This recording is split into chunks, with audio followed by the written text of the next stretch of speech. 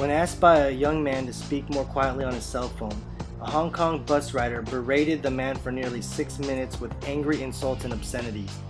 In the past, a few of the riders might have described the incident to friends, then soon forgotten about it. But in 2006, a passenger captured this scene. The video soon appeared on the internet and was downloaded nearly 5 million times. Other videos provided subtitles in different languages, set the video to music, used clips as ringtones for phones, and produced t-shirts with pictures and quotes. "I've got pressure" and other phrases from the rant slipped into conversations worldwide. Anything we do in a public place can be captured and preserved on video.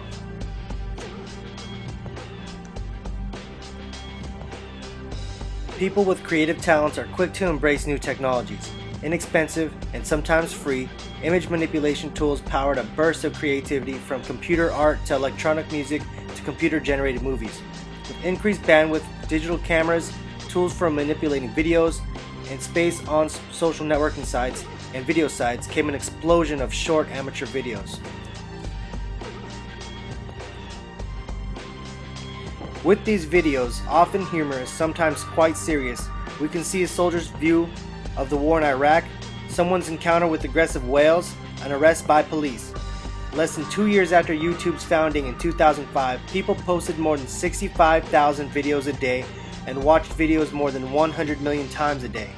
Almost 30 million people viewed one particular video on MySpace.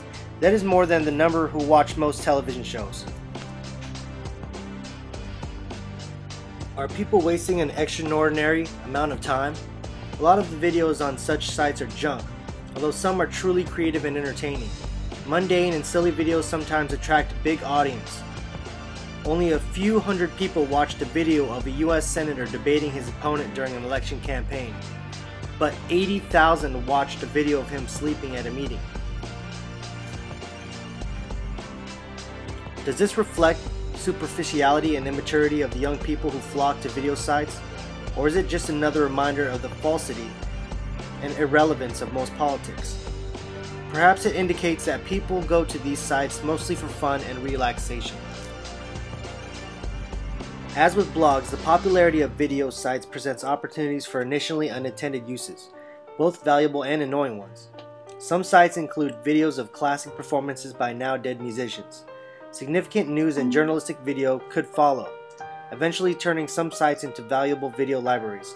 On the other hand, investigative journalists traced the origins of some amusing, politically slanted videos and found that they were posted from computers of marketing and public relation firms. Candidates for political offices hire people to follow their opponents and record embarrassing videos to post on the web. Marketing companies post videos and profiles of fictional characters in new movies and mascots of companies to advertise to young people. Businesses and nonprofit organizations adopted viral marketing. This is relying on large numbers of people to view, copy, and spread marketing messages presented in a clever or amateur-seeming video. It has become popular to post video on the web showing people being rude, arguing, littering, and singing or dancing poorly. Is public shaming appropriate for these actions? What are the effects of mixing fiction, advertising, politics, and authentic amateur videos in one setting? How important is it to know which is which? Television companies screen ads for taste, fairness, and accuracy. Is it good or bad thing that there is no production company, television station, or other professional decision maker making judgments about quality and choosing what to distribute on the internet? The first videos people posted on the web, initially primarily on YouTube and MySpace, showed events and non-events people recorded with their video cameras. Amateur creations still make up a large portion of posted videos. Quickly, however, creativity and availability of video editing tools led to more sophisticated creations, set to music and containing clips from movies, TV shows, concerts, etc. These components are protected by copyright and virtually all used without authorization. Often, people just post segments of TV programs or other commercial video. For example, at one point, Viacom claimed that people viewed clips from its cable TV channels on YouTube 80,000 times per day. Viewers watched an unauthorized copy of Saturday Night Live skit millions of times. Which of these uses of copyrighted material do the fair use guidelines permit? Are site operators responsible for copyright infringing material posted by users?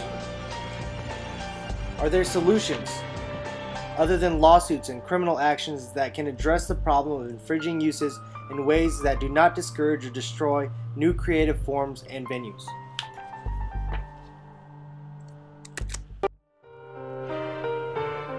This video I have made is because of an easy video editing program called Camtasia. Set to music, it contains clips from the internet. Most of the content I'm using is unauthorized by copyright law. I'm using other people's intellectual property without their consent. This is called copyright infringement. However, I'm able to do this because of fair use. Let's consider the first question by reviewing a few arguments related to fair use for different kinds of videos. First, of course, when videos do not use anyone else's material, there is no problem of possible copyright infringement. Videos that use a small piece of a larger work might be within the fair use guidelines. This amateur video that I'm making does not make me any money. I'm creating new entertainment. But because I'm using the whole soundtrack and not just a little bit, raises some questions, like when you see people lip-syncing to whole songs. These different uses of the songs probably does not affect the market for the professional recordings of the songs, but it does border on infringement. Now, if my YouTube site, Stormview, was to gain in popularity, and I was able to get advertising dollars, and I were to play these videos, then I would surely get a takedown notice, because I would be in direct violation of the DMCA. Professional work, especially long clips or whole works, more clearly, is most often not fair use. When millions of people can easily view an unauthorized video of a band or singer performing a hit song, or the best part of a TV program, it probably does affect the market for the work. The copyright holders lose potential sales and ad revenue. Thus, some instances of posting videos containing unauthorized material are likely fair uses, and many are not. What are the responsibilities of the sites on which people post videos? Video sharing sites do not charge the public to view the videos. They earn revenue, however, from advertising that people view because the videos attract them to the site. The DMCA protects sites from lawsuits for copyright infringement material posted by users if the sites remove infringing material when requested to do so by the copyright owner in a so-called notice takedown. The first response of many entertainment companies to the video sharing phenomenon on legitimate sites was to send out floods of takedown notices. This is not a satisfying solution for the sites or for the public, or even for the copyright holders. Copyright holders are likely to interpret fair use principles narrowly and send takedown notices for material that might be fair use. It is often not obvious how a court will interpret the fair use guidelines. Website operators are likely to protect themselves by complying with requests from large entertainment companies. Large copyright holders are unhappy that they have to continually search sites for material that infringe their copyrights and send the notices. Viacom complained that it spent tens of thousands of dollars each month doing so.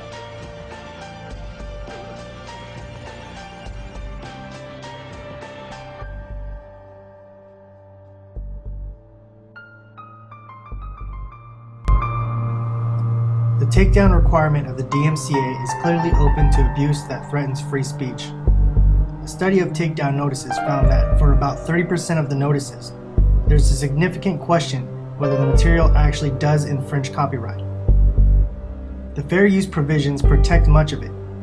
For example, quotations from a book in an unfavorable book review. More than half of the notices businesses send to Google demanding removal of links to allegedly infringing web pages come from competitors and targeted sites. How can search engine companies and websites evaluate all the takedown notices they receive? How should they respond when they receive a notice that they believe is intended to silence critics or undermine competitors? Basically, we're in a time now where the new car smell of technology has dried out. The internet is no longer a free roaming plains that once harbored an uncensored paradigm. Media convergence and new technologies are allowing conglomerates to monitor and establish reign. The law has made its way to a once free and open market.